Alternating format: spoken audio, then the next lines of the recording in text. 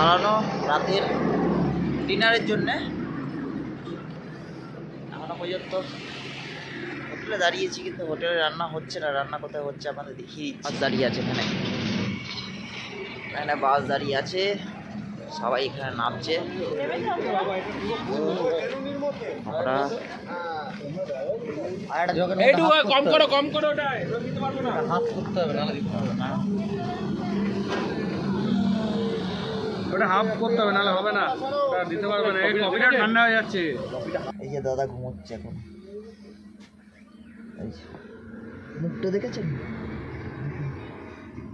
এই দেখুন মুখটা দেখুন সবাই।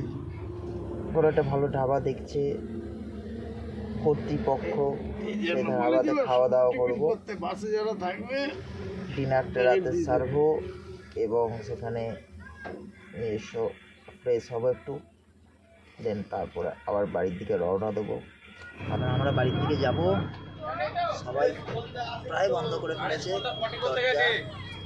দরজা।